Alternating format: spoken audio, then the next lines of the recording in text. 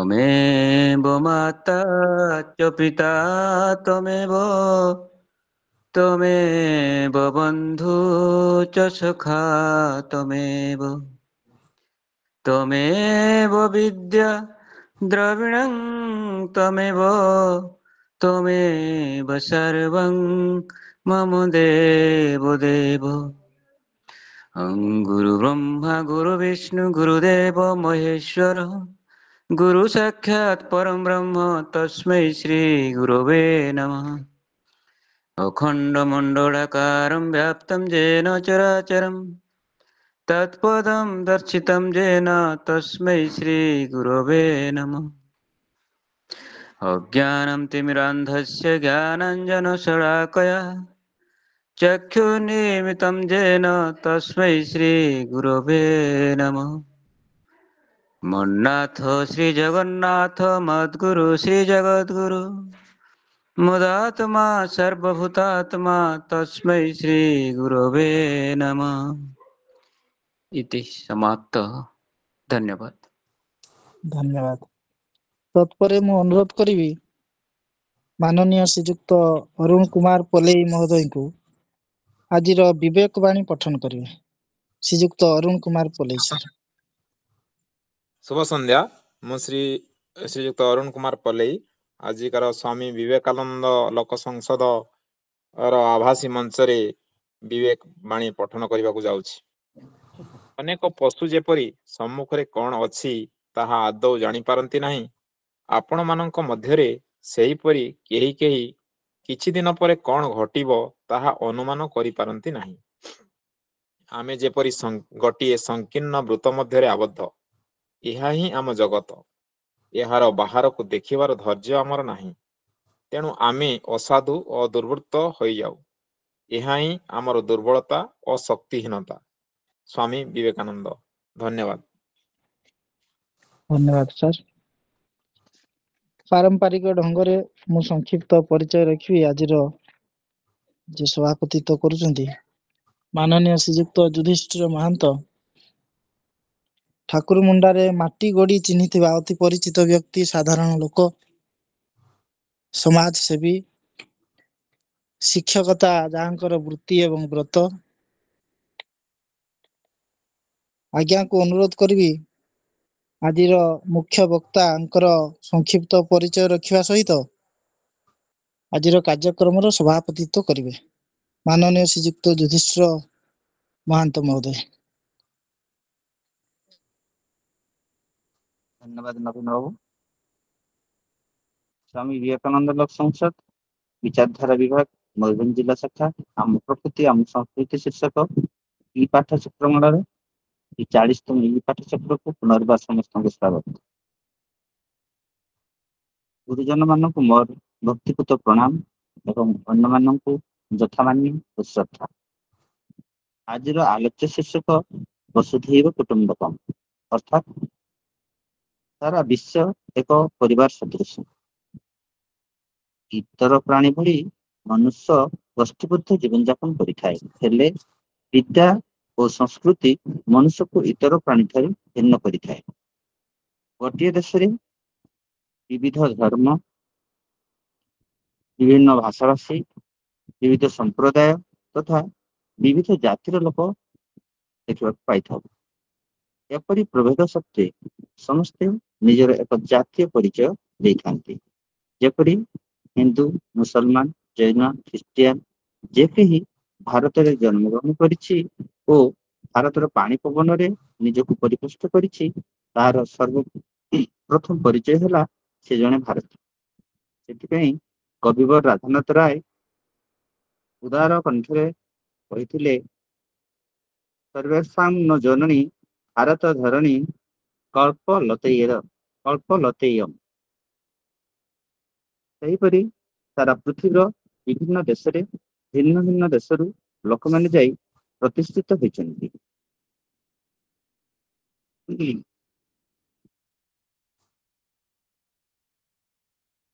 यमजान एवं वर्तमान रो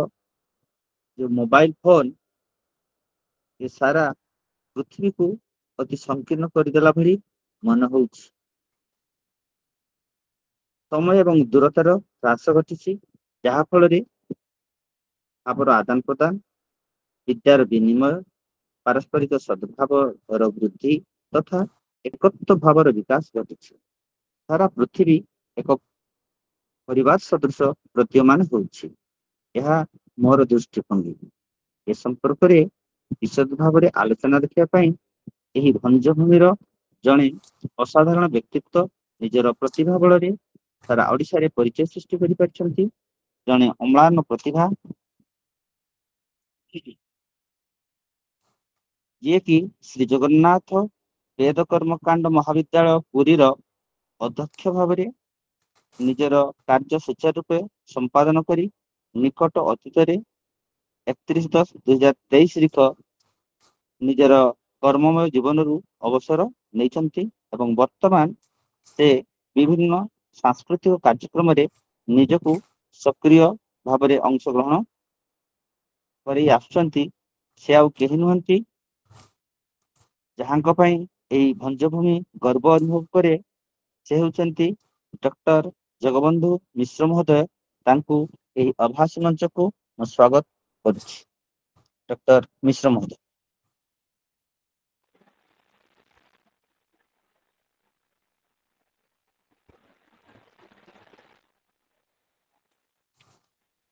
जय जगन्नाथ। हरि ओम। अवतार भगवती माँ सरस्वती देवी नमः। स्वामी विवेकानंद नंदाय नमः। नीलाद्रौ शंखमध्ये शतदल कमले रत्नसिंहासनस्थं अलङ्कारयुक्तं नवघनरुचिरं संयुतं चाग्रजेन वामभागे रथचरणयुतं ब्रह्मरुद्रेन्द्रवन्द्यं वेदानां सारमीशं स्वजनपरिवृतं ब्रह्मदारु भजेऽहम्। जगन्नाथ जगन्नाथ जय जगन्नाथ। भद्रं कर्णेभिः शृणुयामदेवा भद्रं पश्येम अखिलैर्जगत्र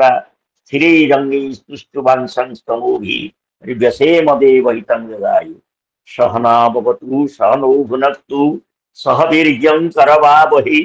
तेजस्विनावधीतमस्तु मा विद्विषावहै। ओम शांति ओम शांति ओम शांति। आज ये पवित्र आलोचना चक्र जो स्वामी विवेकानंद लोक संसद मयूरभंज जिला जो शाखा तरफ 40तम पाठचक्र आयोजित करा मोर दीपक महांती सहित केवल फोन माध्यम परिचय। से बंधु जिलार मुख्य भाव में संपर्क सेतु दायित्व संयोग करते मो समस्त पाखे प्राय जो मानकर नाम उच्चारण करागला समस्त पाखे नाम परिचित किंतु स्थूल शरीर परिचित नुह। आम मानकर गोटे परिचय अच्छी जोटा कि अस्थि भाति प्रियं रूप नाम इत्यं सपंचकम आद्यत्रयं ब्रह्मरूप तत्वद्वयं जगत। आम समस्त अस्तित्व रखिक रहीचु एवं प्रकाशित होचु ज्ञान भाति एवं समस्त कहीं ना किसी लोकंर प्रिय अस्थि भाति प्रिय है परमात्मा स्वरूप। अस्थि भाति प्रिय ये तीनोटी समस्ते प्रत्यक्ष और नाम रूप ये जगतर रूप। नाम रूप को बाद दे आप संयोग संयोग एकाठी होती मु समस्त आत्मस्वरूप प्रणाम करुच्ची। उपस्थित अच्छा आमर यही कार्यक्रम मयूरभंज जिला शाखा दायित्व रही सभापतित्व भाव में ये जड़े बसियान वरिष्ठ डॉक्टर हरिश्चंद्र बारिक अवसरप्राप्त अध्यापक थे। आमर संपादक भाव में ज्योतिष महंत उपसभापति भाव में मंगलू पात्र और डॉक्टर अवनीकांत गिरी सह संपादक और दीपक महांती नाम उच्चारण करी श्री संतोष मिश्र जी की ग्राम विकास अध्यक्ष दायित्व अच्छे मयूरभंज ओंकार पाठ करुले वेदस्फूर्ति पाठ करुले धरणी सेन नायक और विवेक वाणी पाठ करुले अरुण कुमार। समस्त को मोर से स्वामी विवेकानंद स्वरूप प्रणाम जोड़ी होती किसी जन सहित परिचित किसी जन सहित अपरिचित समस्त को यही जो भावधारा आम समस्ते गोटे चिंतार एकाठी कहीं ना स्वामीजी को भल पाऊ ये अनुष्ठान को भल पाऊ ये गोटे परिवार ये परिवार रे जो मैंने समस्ते सामिल होती निज निज प्रतिभार प्रतिष्ठित विद्वतार प्रतिष्ठित गुरुजन एवं मोर कनिष्ठ ज्येष्ठ कनिष्ठ समस्त को मो कार्यक्रम मोर अभिनंदन एवं कृतज्ञता ज्ञापन कर कार्यक्रम मत सामिल कर आज ये जो विषयटी रखा जाइए मोर परम श्रद्धेय जे कि दीपक बाबू मत कहले सर आपन चॉइस गोटे टपिक रखते मुझे कौन टपिक कहतु स्वामी विवेकानंद कि आलोचना कौन करवा मुझे तो हठात गोटे हठात तत्काल कहीं पार्टी बाहर वसुधैव कुटुंबकम निकट में मोर गुरुदेव प्रभात रंजन महापात्र जो वेदांत प्रोफेसर सी आ मु दी जन जाइलु एनआईटी राउरकेला से दिन 1400 पिलांकर इंडक्शन क्लास जो थी कि पिला माने आसी नवागत पिला मान स्वागत करा आमको रखा जाइला जे आपण पिला मान किसी नैतिक शिक्षा नैतिक शिक्षा विषय अवगत करे आम दीप प्रज्वलन कलु जो मंत्रटी पाठ कलु से दीप प्रज्वलन मंत्र आम तम सोमा ज्योतिर्गमय मृत्युरुमा मृतंगमय यही मंत्रटी पाठ कर सारा मोर दृष्टि पड़ा प्रत्येक द्वार उपर लिखाई वसुधैव कुटुंबकम मो तम सोमा ज्योतिर्गमय मृत्युरुमय शुणवंत अमृत पुत्र आम तो समस्त अमृत संतान आम स्वरूप आनंद आम जो आज श्रेष्ठ भारत विश्वगुरु भारत जो आम कहूँ भारत को आम भारत से सम वर्ष वर्ष नास्ति मही तले उत्कल सम देश देश नास्ति मही तले जो जगन्नाथ परम आराध्य जगन्नाथ महाप्रभु चतुर्धा मूर्ति विराजमान जो परिवार कथा कहले राष्ट्र कथा कहले संगठन कथा कहले ऐक्यवाद कथा कहले जातिवाद कथा कहले सबू कथा आसो जगन्नाथ कल्चर संस्कृति भरपूर से वसुधैव कुटुंबकम जो हॉल भितर आम 700 पिला कैपासिटी 700 पिला 2 दिन आम रही से मोर प्रश्न उठला मोर गुरुदेव आचार्य प्रभात सर ये जो वसुधैव कुटुंबकम ये विषयटा आधार करके किसी कहले भाई से अनुमति नहीं आरंभ कले आम समस्ते सरकार भी कहते आम भारत सरकार भी कहते ना प्रचार प्रसार चलती वसुधैव कुटुंबकम आम पृथ्वी आमर एक परिवार जहाँ आम कहे आम ऐक्यवाद जो कहे ये कथा कहले आसीज से मंत्रटी मन पचे पचे पड़ी जो श्लोकटी ये वसुधैव कुटुंबकम ये श्लोकर 4 पादर गोटे पाद है वसुधैव कुटुंबकम पूर्व कथा कहीं लिखा जाए वसुधैव कुटुंबकम बुझे समस्ते पूर्व रही अयं निज पर व्यक्ति गणना लघुचेतसा उदार चरितानंतु वसुधैव कुटुंबकम ताले आम वसुधैव कुटुंबकम शब्द अर्थ बुझीपर ना बुझीपर अयं निज पर व्यक्ति एक कथा तो सब बड़े हो सबु क्षेत्र में परिवार रे होची निज ठारे होची आम ग्राम रे होची आम जिले रे होची आउ टिके आगु गले आम प्रदेश रे होची आउ टिके गले आम राष्ट्र रे होची एटा संभव हो पार अयम निज पर व्यक्ति एक कथा गणना आम समस्ते कर जो गणनाटा करा जाउची ए गणनाटा कौ माने करंती लघु चेतसा जो माने अल्प बुद्धि संपन्न जो माने अविद्याग्रस्त जो माने आम समस्ते कहूँ किंतु कार्य परिणत कर जड़े कुनी प्रवचक प्रवचन दौले जड़े कहीं साक्षात्कार पचारे सब आमे आमे कहीं कौच आमे कहलु आमे जड़े तो कौच आमे कहीं कहलु सी कहले मो जीवन में मो गुरुदेव कहते मु कहबी ना तो मु कहले मोर गोटे अहंकार आसीज ये जो आरंभ गोटे पिला बयस गोटे अभ्यास हो गला मु कहबी आमे कहवा से बुझीपारे कंचा मु कौन पाचिला मु कौन से से आरंभ कले कि अयम निज परो बेती भाई भाई भितर बाप पुओ भितर माँ झील भितर ये कथाटा रोचे कहीं रोचे ना यहाँ अविद्या युक्त हेतु अज्ञान युक्त हेतु और जोटा कि जमी आम देखुचे दर्पण में गोटे मली पड़े आम मुहटा को स्वच्छ भाव देखी पारूनु सेमती आम वसुदेव कुटुंबकम पर्यटन पहुंची पारूनु कहीं ना आम ये रही जाऊँ ये मोर घर ये मोर गाँ ये मोर परिवार ये मोर गाड़ी ये जो मोर मु मोर ये कथाटी को शंकराचार्य खूब सुंदर भाव में प्रतिपादन कर भाष्य जो प्रस्थान रही गीता लिखिले भाष्य कले ब्रह्मसूत्र भाष्य कले उपनिषद भाष्य कले से केवल जड़े आचार्य अनेक आचार्य लिखिं सब वेदांतर सार लक्ष्य सब आलोचना किंतु जड़े केवल शंकराचार्य से आरंभ कले जुष्मत अस्मत् प्रत्यय गोचर गोचर विषय विषयिणु तम प्रकाश विरुद्ध स्वभाव इतरेतर भाव अनुपम संस्कृत में लिखिं तो यार मर्म है संसार जुड़े जिनस रही मुझे जोड़ा कि तुतु मैंने ये तुतु मैमेटा है अयम निज पर बेटी मु दिन राति आलोक अंधकार पाप पुण्य धर्म अधर्म अमृत विष यही भाव में जुड़े जिनस रही संसार ये जो निज पर ये भावटा केमिति जीव एटा केमिति संभव हम से कौन करने को पड़ो से विषय गोटे आलोचना करने मुझे प्रस्ताव रखी बंधु मैंने ग्रहण कर वसुदेव कुटुंबकम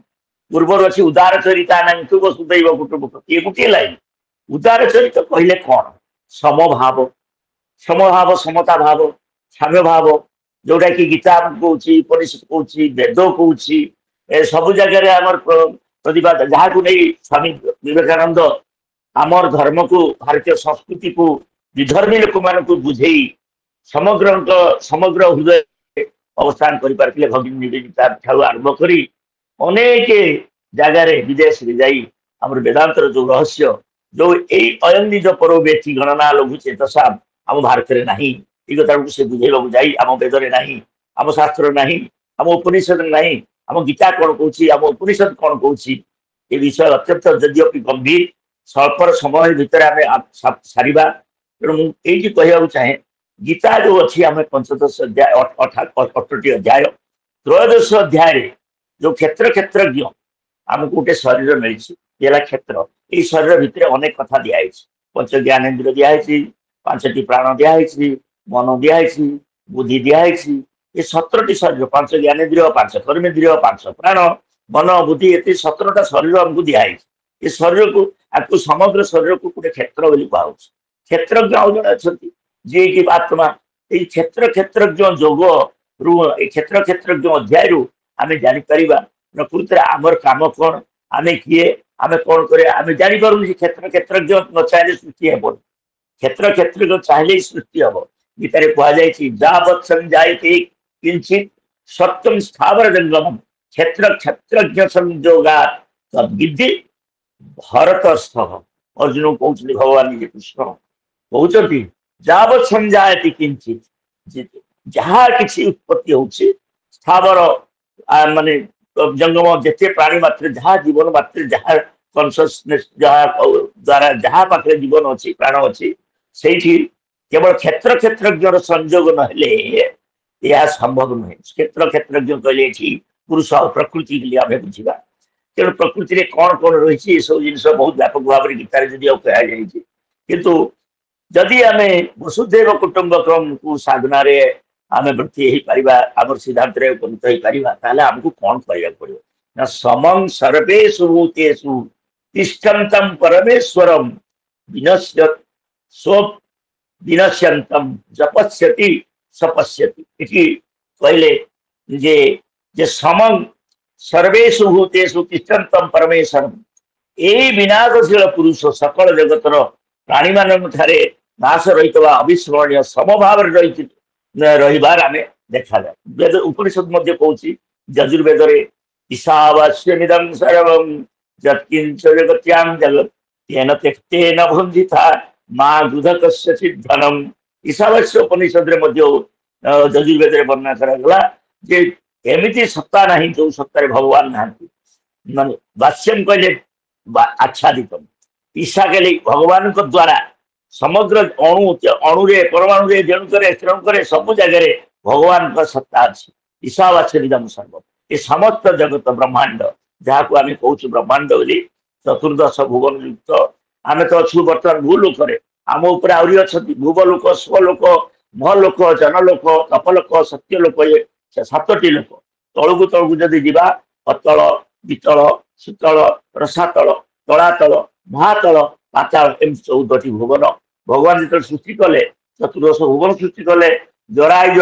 अंडज उद्भिज स्वेदज समस्त सृष्टि कले आमर खाद्य पेय सब सृष्टि कले आमर मन बुद्धि से सब सृष्टि कले किंतु आम पाखे रही जाऊँगी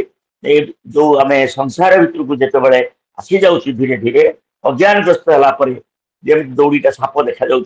इमिटेशन टा सुवर्ण बलिया प्रतीति होची जो सिल्वर टा रूपा बलिया प्रतीति होची आम प्रकृतर वास्तव जिनस को छाड़ी अवास्तव जिनस को ग्रहण करी आमर दुखटा को आरंभ कर गीता त्रयोदश अध्याय 28 नंबर श्लोक आप समस्त पढ़ुवे प्रत्येक दिन से गोटे बढ़िया श्लोक लिखाई समं पश्यन् हि सर्वत्र समवस्थित ईश्वरम नहीं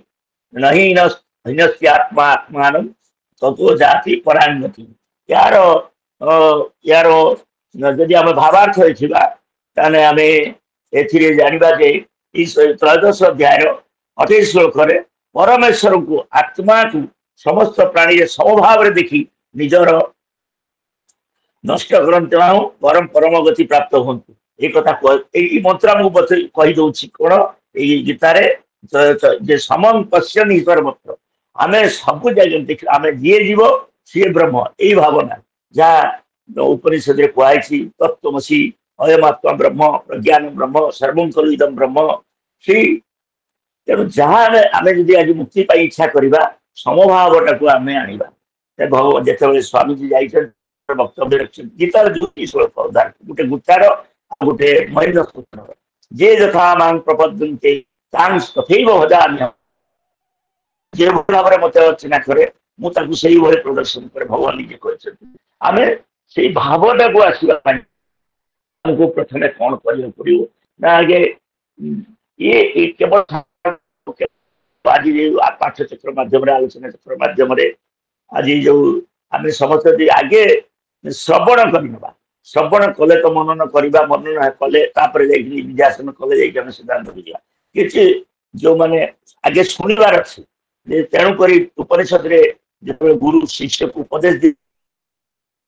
करने चाहूच आत्मा बारे द्रष्टव्य श्रोतव्य मंतव्य दिदिजासितव्य तेणु आम शुणवार अच्छी ईशावास्य उपनिषद कहुई से भाई जस्तु सर्वाणि भूतानि आत्मन्येवान पश्यति सर्वभूतेषु आत्मानं ततो न विविदुच्यते सुंदर भाव में व्याख्या कर गोटे जड़े उड़िया कविता आकार कहवा तारे जे आत्मज्ञानी सर्वभूते स्वात्मा रूपे सर्व देखे सकल जीवरे ईश्वर सत्ता देख निरंतर समस्ते ताहार आत्मीय सकले तार अति प्रिय से ही संदिग्ध अवस्था मुक्त लभई मुक्ति शाश्वत यार मीनिंग ताकू जदि आम जदि बुझा जे जस्तु सर्वाणी भूतानि आत्मीवान कहीं आसूँ अयम निज परदेति ये भावना कहीं आसूँ जदि मंत्र गुड़िकर ये वेदांत अध्ययन शास्त्र अध्ययन द्वारा ही गीता भागवत उपनिषद ये अध्ययन द्वारा ही आमर ज्ञान अपसर केमती अज्ञान अपसर जस्तु सर्वाणी भूतानि जिते आम देखा ये समस्त भूत प्राणी सबू जे जी मनुष्य आम देखुचे जो मनुष्य को जहाँ पाखे संपूर्ण सर्वाणी संपूर्ण भूतानि प्राणी मान मध्य जो भाव परमात्मा बोली रही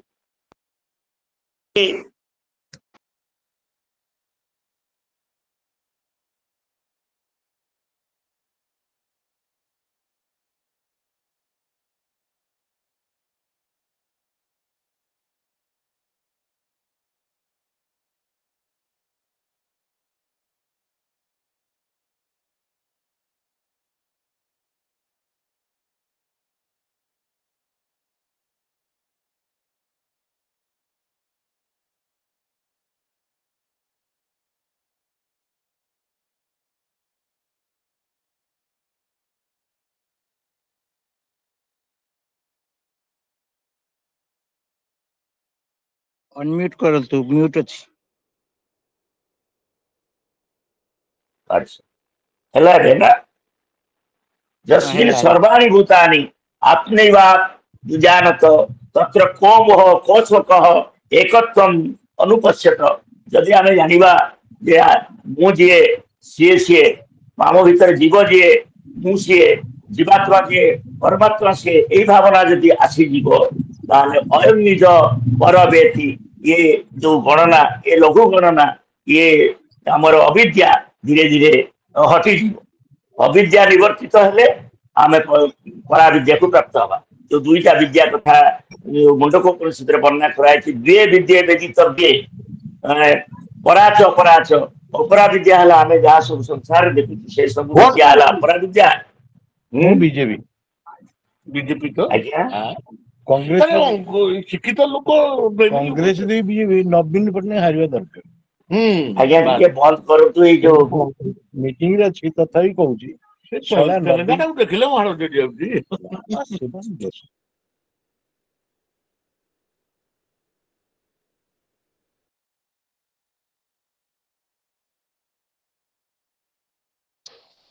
ଆଜ୍ଞା ଅନମ୍ୟୁଟ୍ କରନ୍ତୁ।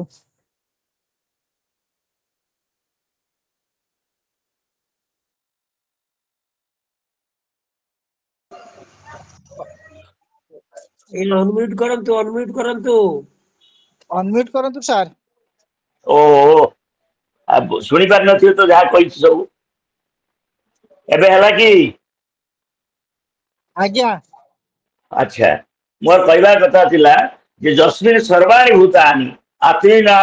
ବିଜାନତ ତତ୍ର କୋ ମୋହ କୋ ଶୋକ ଏକତ୍ୱମ୍ ଅନୁପଶ୍ୟତ। ଆମେ ଯଦି ପୃଥିବୀକୁ ଗୋଟିଏ ପରିବାର ଭାବିବା, ଆମେ ଏକ ବୋଲି ସମସ୍ତଙ୍କୁ ଭାବିବା, ତାହେଲେ ଆମ ଭିତରେ ଥିବା ମୋହ,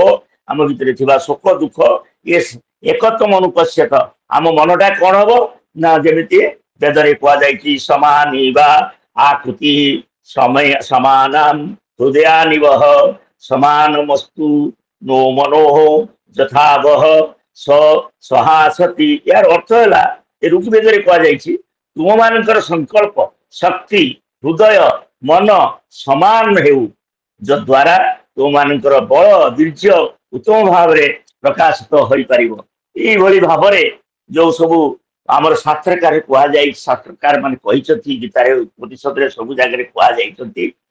ଏ କେମିତି ଆମେ ତାକୁ କାର୍ଯ୍ୟରେ ଲଗେଇବା। ଯଦି ଏଇ ଭାବନା ତ ସବୁ ଜାଗାରେ ଆମର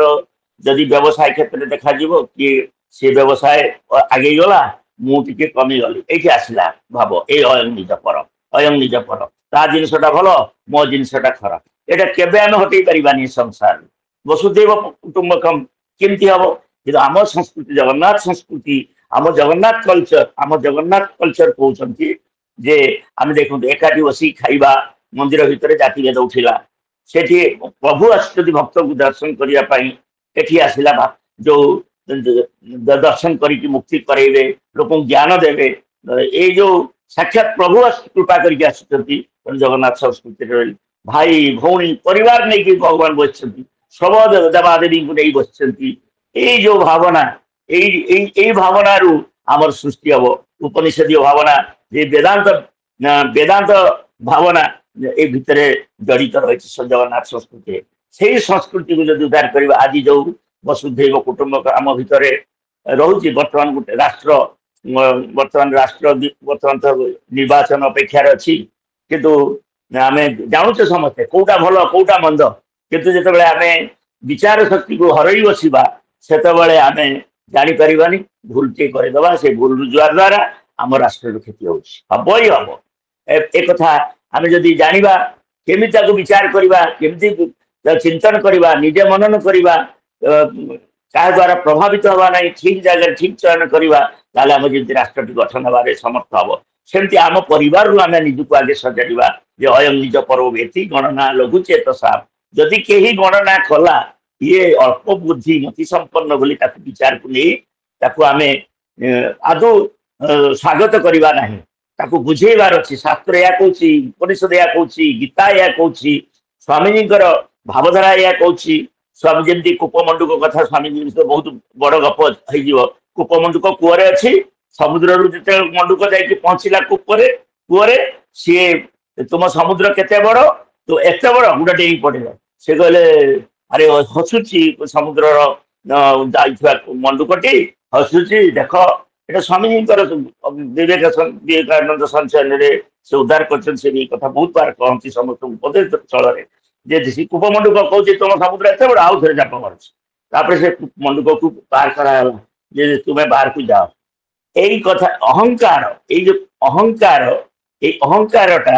ମୁଁଟା ସେଇଟା ହେଲା କଞ୍ଚାମ ସେଇଟା ଯେତେବେଳେ ପାଚିଯିବ ଅର୍ଥ ସେ ପାକଳ ହେଇଯିବ ସେତ ଏଇ ଭାବନାଟା ଦୂରୀଭୂତ ହବ କେମିତି ପାଚିବ କେମିତି ନା ଧୀରେ ଧୀରେ ଅଭ୍ୟାସ କରିବାକୁ ପଡିବ ଯେ ମୁଁ ଯାହାକୁ କହୁଛି ସେ ମୁଁଟା ଏଇଟା ବାସ୍ତବିକ ଜଗତର ରୂପ ଯୋଉ ଆମେ ଦେଖୁଛୁ ଜଗତ ମିଥ୍ୟା ବ୍ରହ୍ମ ସତ୍ୟ ଜୀବ ବ୍ରହ୍ମୀ ବନା ପରହ ଆମେ ସମସ୍ତଙ୍କ ଭିତରେ ଯୋଉ ପରମାତ୍ମା ଦର୍ଶନ କରିବା ଯଦି ଇଏ ପରମାତ୍ମାଙ୍କର ସନ୍ତାନ ଯିଏ ଯିବ ସିଏ ଶିବ ଏଇ ଭାବନା ଯଦି ଆସିବା ଧୀରେ ଧୀରେ ଅଭ୍ୟାସ ଦ୍ୱାରା ଯେମିତି ଜଗତ ମିଥ୍ୟା ମିଥ୍ୟା ମିଥ୍ୟା ମିଥ୍ୟା ବାରମ୍ବାର କହିବା ନେତି ନେତି ନେହ ନାନାସ୍ତି କିଞ୍ଚନ ଯାହା ବସ୍ତୁ ଆଣିବା ଆଖି ଆଗକୁ ଏଇଟା ସତ୍ୟ କି ସତ୍ୟ ବୋଲି କେମିତି ପ୍ରତିପାଦନ କରିବା ନା ଯିଏ ଅତୀତରେ ଥିଲା ଏବେ ଅଛି ଆଉ ଭବିଷ୍ୟତ ରହିବ ଏଇଭଳି ତିନୋଟି କାଳରେ ଯାହାର ବିଦ୍ୟମାନତା ଥିବ ସତ୍ତା ଥିବ ତାକୁ ଆମେ ସତ୍ୟତ୍ୱକୁ ନବା ସେ ମିଥ୍ୟା କାଳ କହିବା ନା ଯାହାର ଏ ତିନି କାଳର ସତ୍ତା ନଥିବ ଆମେ ଯଦି ବିଚାର କରିବା ସଂସାରରେ ସମସ୍ତ ଜିନିଷକୁ ଆମେ ଆଣିବା ଆଖି ଆଗକୁ ବିଚାରକୁ ନବା ଏ ଚକ୍ଷୁ କାହାର ଏ ଭଗବାନ ଦେଇଛନ୍ତି ଏ କାନ କାହାର ସେ ଭଗବାନ ଦେଇଛନ୍ତି ଇଏ ଆମର ମନ କାହାର ସେ ସବୁ ଭଗବାନ ଦେଇଛନ୍ତି ସବୁ ଇନ୍ଦ୍ରିୟ ମାନଙ୍କୁ ଚଳେଇବା ପାଇଁ ଜଣେ ଜଣେ ଦେବତା ଅଛନ୍ତି କିନ୍ତୁ ଆମର ତ ଶରୀର ତତ୍ତ୍ୱ ଭିତରେ ଆମେ ଜାଣିଲେନି ଆମେ ତ ପଞ୍ଚ ଜ୍ଞାନେନ୍ଦ୍ରିୟ କଣ ଜାଣିଲେନି ପଞ୍ଚ କର୍ମେନ୍ଦ୍ରିୟ କଣ ଜାଣିଲେନି ପାଞ୍ଚଟି ପ୍ରାଣ କୋଉଠି ଅଛି ଜାଣିଲେନି ମନ ବୁଦ୍ଧି କୋଉଠି ଅଛନ୍ତି ଜାଣିଲେନି କିନ୍ତୁ ଏମାନଙ୍କର ଶରୀର ନାହିଁ ଏଇ ଯୋଉ ଦେଖୁଛେ ଆମେ ଶରୀର ହାତ ଗୋଡ ଏଇ ଯୋଉ ଦେଖୁଛେ କର୍ମେନ୍ଦ୍ରିୟ ଗୁଡିକ ଦେଖୁଛୁ କିନ୍ତୁ ଜ୍ଞାନେନ୍ଦ୍ରିୟ ତ ଆମେ ଦେଖିପାରୁନେ ଜ୍ଞାନେନ୍ଦ୍ରିୟ ଗୁଡିକ ଭିତରେ ତା ଭିତରେ ଯୋଉ ଶକ୍ତିଟି ଅଛି ସେ ଶକ୍ତିଟି କେମିତି ବିନିଯୋଗ ହବ ଯଦି ଆମେ ଶାସ୍ତ୍ର ଅଧ୍ୟୟନ କରିବା ଆମେ ଯଦି ନୀତି ଶ୍ଲୋକ ଅଧ୍ୟୟନ କରିବା ଗୀତା ଭାଗବତ ଉପନିଷଦକୁ ପଢିବା ଧୀରେ ଧୀରେ ଅଭ୍ୟାସ କରିବା ଆମ ଭିତରେ ଆଜି ବହୁତ ଶାସ୍ତ୍ର ଅଛି ମହମୁଦ୍ଗର ଅଛି ଶଙ୍କରାଚାର୍ଯ୍ୟଙ୍କର ବହୁତ କିଛି ସ୍ତୋତ୍ର ଅଛି ସେ ସ୍ତୋତ୍ର ଆମକୁ ମନେ ପକେଇ ଦିଏ ଯେ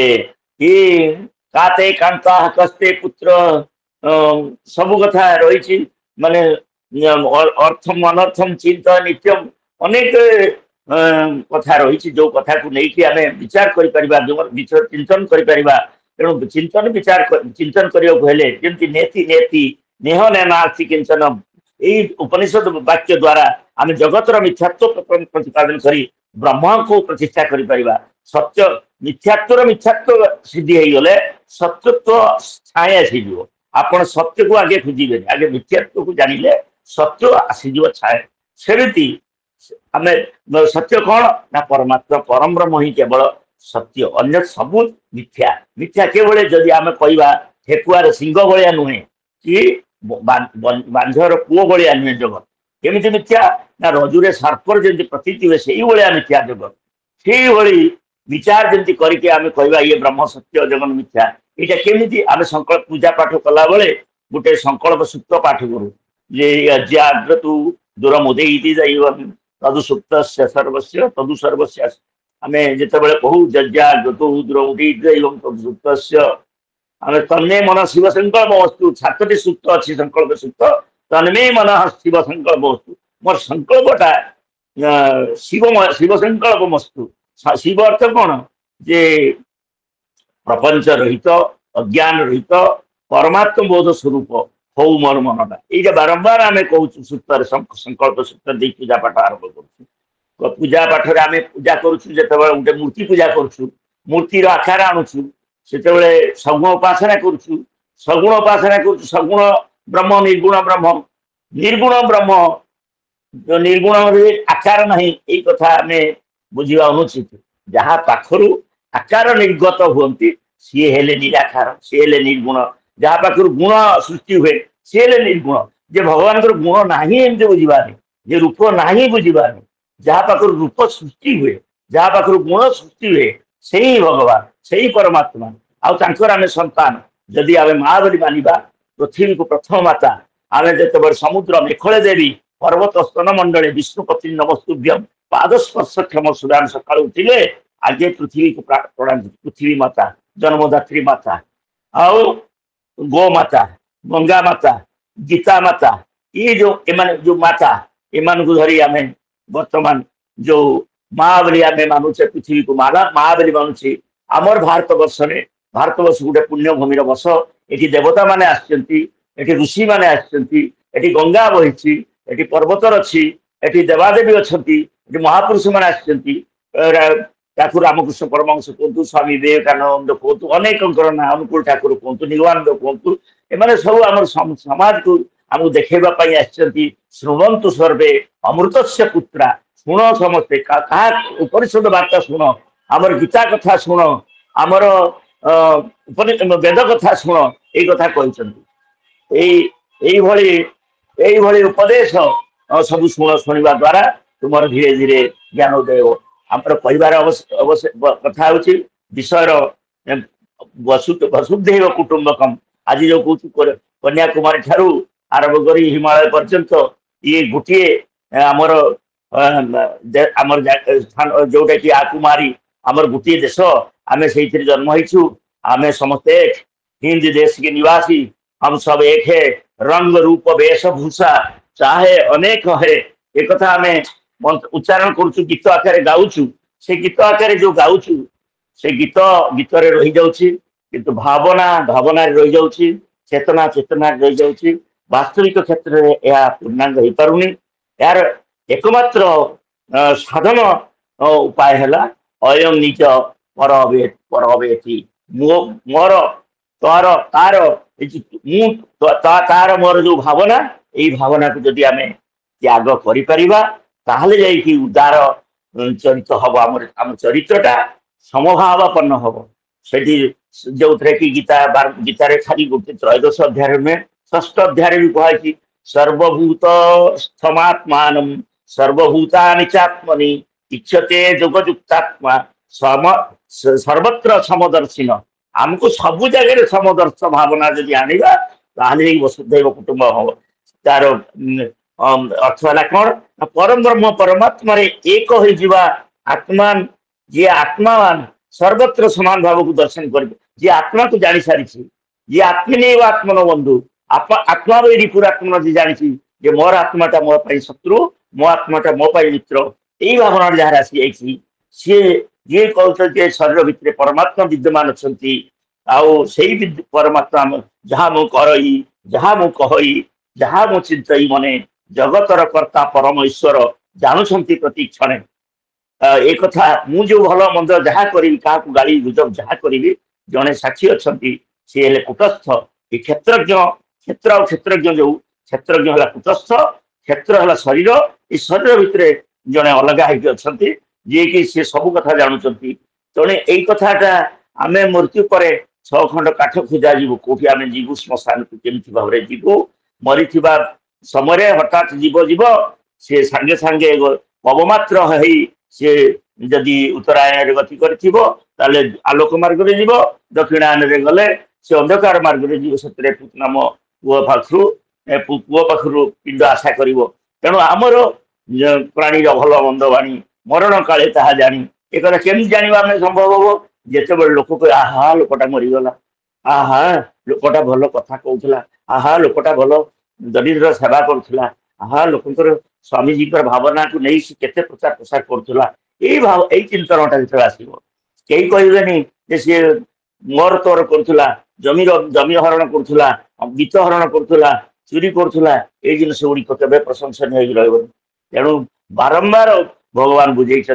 गीतार बहु बार कहते जो अस्त कुरुकर्माणी संगम तीर्था धनंजय सिद्ध सिद्ध सम भूता समत्व जगौ समत्व कथा को बहुत प्राधान्य देते समत्व भावटा जदि आसीपर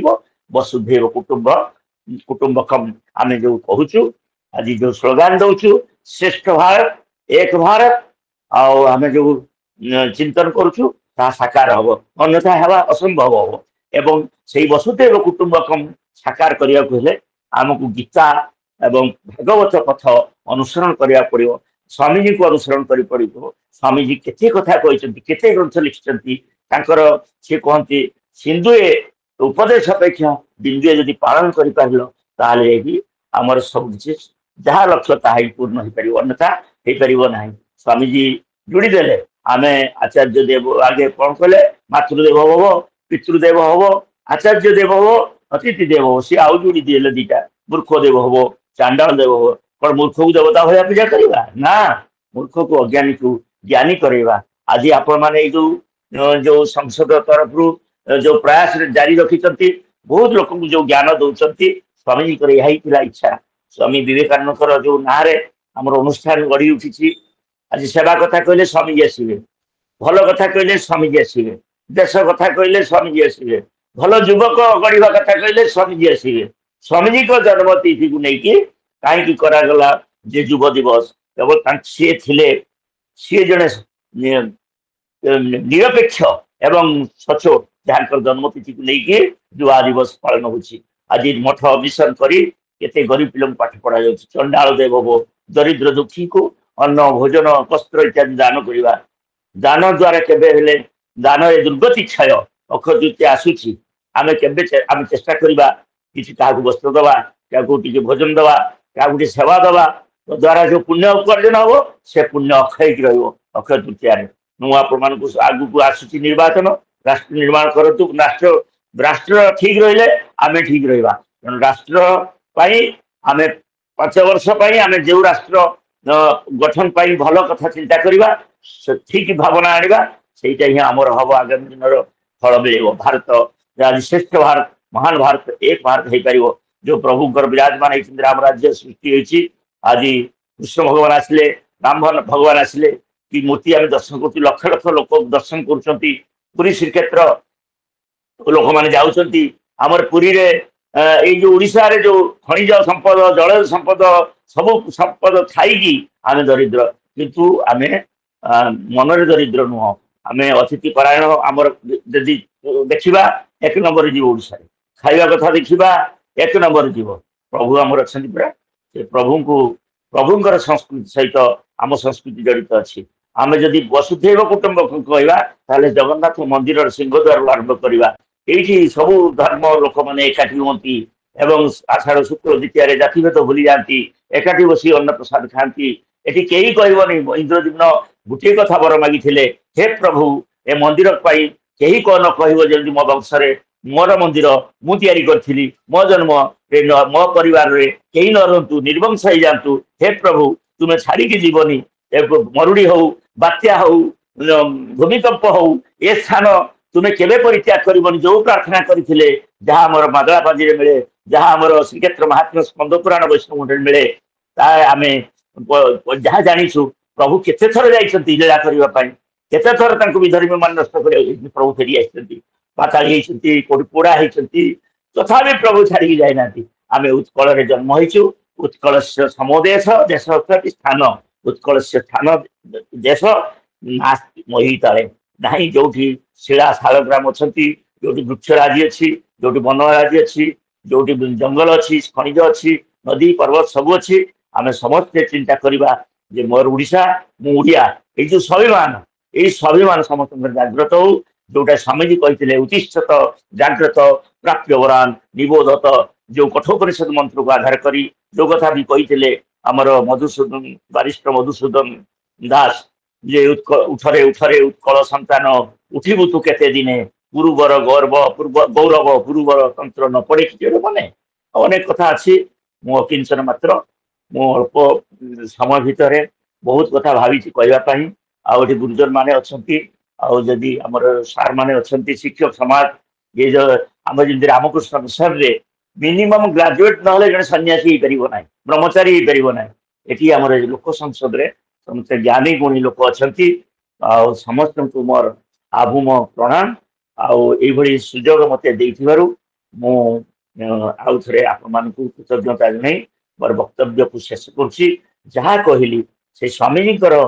हेतु आशीर्वाद मोर गुरुदेव हेले स्वामीजी अनुष्ठान रे रामकृष्ण मिशन पुरी रे दीक्षित मोर गुरुदेव हेले भूतेशानंद महाराज गुरु कृपा आउ मोर शिक्षा गुरु हेले प्रभात महापात्र आउ जहाँ अध्ययन करी मन चेती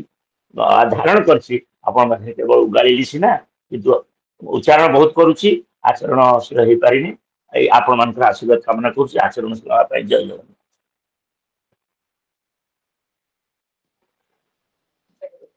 धन्यवाद महोदय, अति सुंदर चमत्कार अभिभाषण। एबे गुणी ज्ञानी श्रोता मानू अनुरोध करी जदि आज विषय उपरे किसी शंका किसी संदेह रही जाए तेबे सीधा सड़क भाव में आम वक्ता महोदय को प्रश्न पचारि परिबा एवं शंका समाधान कर परिबा। विषय बाहर किसी प्रश्न करिया नहीं। किसी जदि शंका बा संदेह रही थाए तेबे आम सीधा सड़क प्रश्न कर परिबा महोदय को।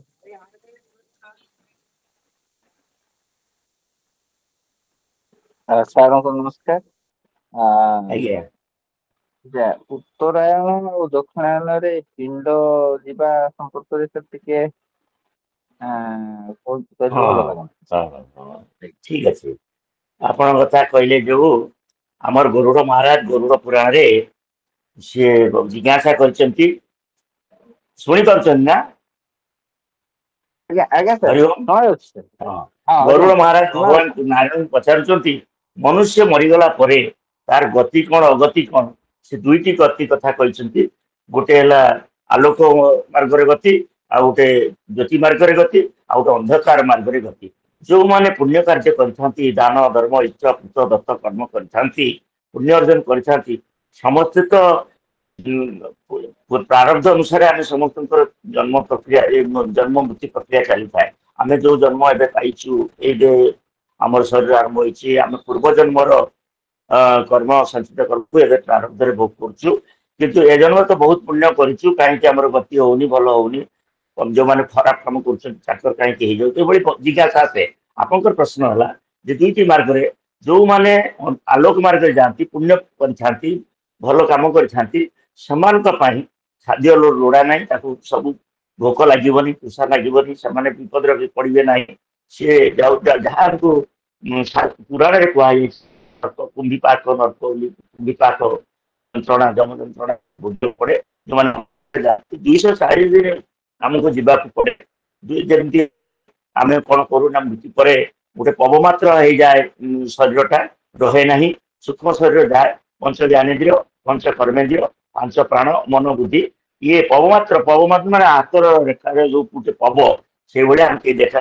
एकादश अर्धरात्रि प्रेत जाती जमालय एकादश अर्धरात्रि जिते आम नहीं आमर गौरप्रिया मैडम अच्छा नमस्कार सी भी प्रोफेसर जड़े कौन अधिका कह सी जो पिंड नहीं दे आसती गंगा जावा गया जावा तीर्थ करमती कहीकि आमको डाकिकी नहीं जाती बाटर छाड़ी आसती पुष्कर लगे पुष्कर शांति करती से एकादश अर्धरात्रि पाखु आम आज जीवाटा आरंभ हुए केते पर्यंत ना गोटे पाइबा आ गोटे वर्ष लगे तेणु आम कहुई मांगल्य मुत्सव पर पेट भोजन प्रकृत योजने कृते सती प्रथम वर्ष कौन करनी कहीं मांगलिक कार्य को जीवनी कहीं हाँडी खाइब ना कौन जोता पिंधब ना चप्पल मार ना पितृ सुझापी आम करता से पितृ कौ मैंने जदि जो अंधकार मार्ग में कहीं जाऊब आमको मृत्यु पाखु शेष पर्यंत पर्यंत 136टा पिंड दि जाए गणवा जदि मरीगला जो भात गुड़ा फपाड़ी जाए सी भी गोटे पिंड जोटा आम अर्ध माने अधा बांधिकी जो श्मशान दि जाए सी भी गोटे पिंड एमती 136टी पिंड हम पिंड सब पाई सारे सी आउ जदि से कर्म अनुसार हाँ उत्तरायण मार्ग आ दक्षिणायन गीतार जहाँ वर्णना कराई आउ समय स्वल्पता आपण मैंने 6 मास उत्तरायण 6 मास दक्षिणायन एटा आम छांदोग्य उपनिषद सामवेद भी वर्णना कर भीष्म से मृत्यु सरस्वती अपेक्षा कले बर्तमान उत्तरायण इच्छा मृत्यु बर पाई से अपेक्षा कले किंतु आमर कहवा कथा अच्छी समस्ते आम स्वर्गलोक को जीवा चंद्र लोक को समस्ते जीवे दक्षिणायन भी जी जीव सी जीव उत्तरायण जी जीव सी भाया स्वर्गलोक देकी सर्वस्व स्वर्गलोक देकी स्वर्गलोक से चलीजे जो मैंने परमात्मा पाखु जीवे से भूलोक भुवलोक स्वलोक ठारू महलोक जनलोक तपलोक सत्यलोक पर्यटन जीवे आने मैंने कौन करेंगे कर्म अनुसार କିଣେ ପୁଣ୍ୟ କିଣେ ଯାହା ପୁଣ୍ୟ ଥିବ ଅନ୍ୟ ଲୋକ କିଛି ଫେରି ଆସିବେ ପୁଣି ପୁନରପି ଜନନୀ ଜଠରେ ଶୟନ। ଏଇ ଦକ୍ଷିଣାୟନ ଉତ୍ତରାୟଣ ଆମର ପାଞ୍ଜିରେ ଲେଖା ହେଇଛି କୋଉ ଦିନ ଠାରୁ ଦକ୍ଷିଣାୟନ କୋଉ ଦିନ ଠାରୁ ଉତ୍ତରାୟଣ। ଏଇଟା ଯେ ଜଣେ ଦକ୍ଷିଣାୟନରେ ମରିଗଲେ ଯେ ହେଲାନି ଯଦି ପୁଣ୍ୟ କରିଥିବେ ତାଙ୍କୁ ମଧ୍ୟ ଗତି ଆଲୋକ ମାର୍ଗରେ ଅଛି। ଏଇ ଗରୁଡ଼ ମହାପୁରାଣ ଆଉ ଟିକେ ଭଲ ଭାବରେ ଆଉ ଟିକେ ପଢିଲେ ଆମେ ବୁଝିପାରିବା। ସେଇଥିପାଇଁ ଆମର ମୃତ୍ୟୁ ପରେ ଏକାଦଶ କ୍ରିୟା ପର୍ଯ୍ୟନ୍ତ ଗରୁଡ଼ ପୁରାଣ ପଢିବାର ବ୍ୟବସ୍ଥା ରହିଛି। ଯେତେବେଳେ କି ଗୀତା ଆମେ ପଞ୍ଚଦଶ ଅଧ୍ୟାୟ ଦ୍ୱାଦଶ ଅଧ୍ୟାୟ ଇତ୍ୟାଦି ପଢୁ। ଆଉ ମୋର ଜ୍ଞାନ ଅନୁସାରେ ମୁଁ ଏତିକି କହୁଛି ଦୁଇଟି ମାର୍ଗ, ଗୋଟେ ହେଲା ଆଲୋକ ମାର୍ଗ ଆଉ ଗୋଟେ ଅନ୍ଧକାର ମାର୍ଗ, ଚନ୍ଦ୍ରଯାନ ମାର୍ଗ ଗୋଟେ ଦେବଯାନ ମାର୍ଗ। ଆଉ ଟିକେ ମୁଁ ଗୌରପ୍ରିୟା ମ୍ୟାଡାମ ଯଦି ଅଛନ୍ତି ଟିକେ ସେ ବିଷୟରେ ଆଉ ଟିକେ ଭଲ ସ୍ପଷ୍ଟ କରିବେ ମୁଁ ଅନୁରୋଧ କରୁଛି।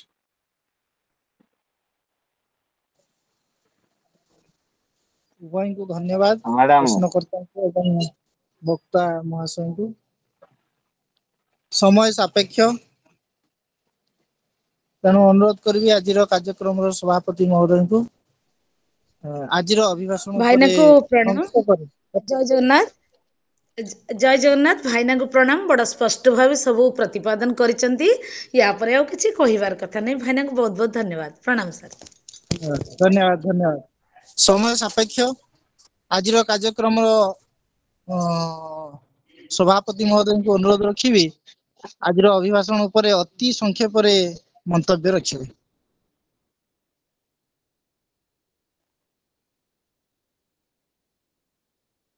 ଧନ୍ୟବାଦ ନବୀନ ବାବୁ। ବାସ୍ତବିକ ସମୟର ସ୍ୱଳ୍ପତା ସମସ୍ତେ ସ୍ପଷ୍ଟ ଭାବରେ ଜାଣିପାରିଛନ୍ତି। ସାରଙ୍କର ଆଲୋଚନା ବେଶ ଭାବଗର୍ଭକ ଏବଂ ଆମ ସମସ୍ତଙ୍କ ପାଇଁ ଦିଗଦର୍ଶନ ଦେଲା ଭଳି ଏ ବକ୍ତବ୍ୟ। ସେ ତାଙ୍କର ବକ୍ତବ୍ୟ ମାଧ୍ୟମରେ ଯୋଉ ଜ୍ଞାନେନ୍ଦ୍ରିୟ ପ୍ରାଣେନ୍ଦ୍ରିୟ କର୍ମେନ୍ଦ୍ରିୟ କଥା ଆଉ ବିଭିନ୍ନ ମାତାଙ୍କର କଥା, ଉତ୍ତରାୟଣ ଓ ଦକ୍ଷିଣାୟନ ରେ ଯୋଉ ପିଣ୍ଡ ଆଲୋକାଭିମୁଖୀ ଆଉ ଅନ୍ଧକାରାଭିମୁଖୀ ହେବାର କଥା, ଆଉ ସାରା ବିଶ୍ୱର ଲୋକ କେମିତି ଆଷାଢ଼ ଶୁକ୍ଳ ପକ୍ଷ ଦ୍ୱିତୀୟ ଦିବସରେ ଏକାଠି ଏଇ ପୁରୀରେ ଏଇ ବସୁଧୈବ କୁଟୁମ୍ବକମର ମାନ୍ୟତାକୁ ଏଇ ଓଡ଼ିଶା ମାଟିରେ ସମସ୍ତେ ଅନୁଭବ କରୁଛନ୍ତି। ଏ କଥା ସେ ସ୍ପଷ୍ଟ ଭାବରେ ଆମ ସମସ୍ତଙ୍କ ପାଖରେ ରଖିଲେ। ସାରଙ୍କୁ ବହୁତ ବହୁତ ଧନ୍ୟବାଦ। ଯଦି ଅବକାଶ ଆସେ ପୁଣି ଥରେ ତାଙ୍କ ପାଟିରୁ ଏ ସମ୍ପର୍କରେ ଆମେ ଅଧିକ ଜାଣିପାରିବା। ମୁଁ ବିଶେଷ କିଛି ନ କହି